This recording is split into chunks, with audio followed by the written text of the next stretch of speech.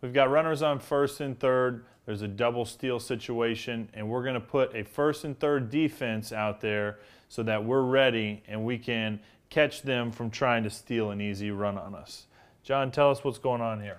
Well, actually what it is the catcher is going to throw the ball through the line to second base.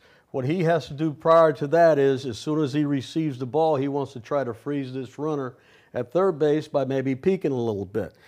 What the difficult part about this is he's going to throw through the bag. Now we have our shortstop. Second baseman's covering the bag. Shortstop is cutting here in the middle.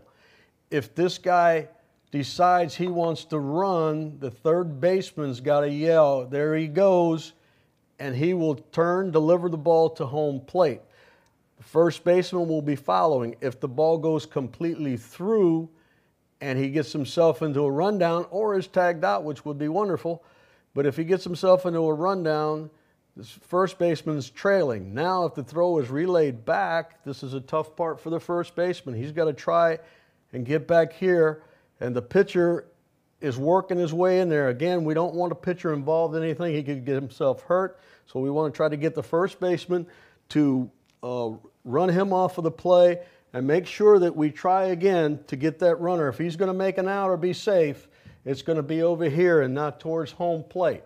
Again, the outfielders are coming in positions to make sure that on overthrows that they are not out of position, and everybody is moving all the time on this play. It's a very difficult play, but it's used a lot in the big leagues.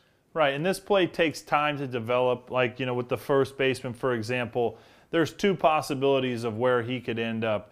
There's also two possibilities of where the ball could end up. The shortstop is relying on this third baseman. This third baseman has to be the field general for this particular play, letting him know if the runner on third is taking off for home after he sees the throw take place.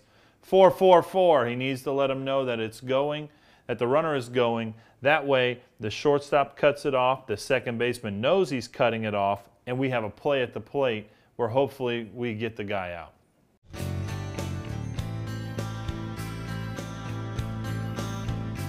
Pitcher. After throwing the ball to the catcher, be prepared to move to home plate area.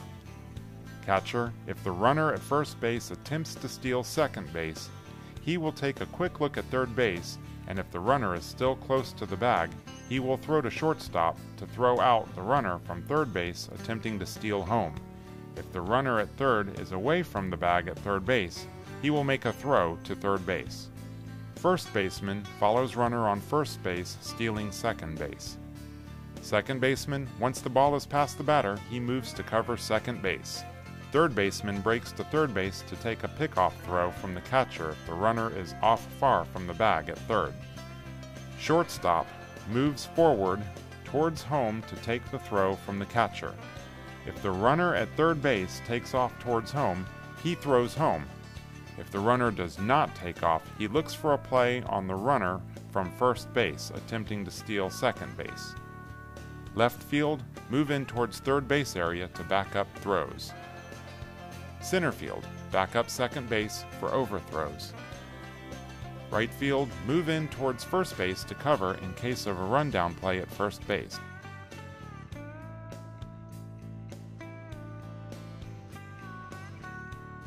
Here's the whole play.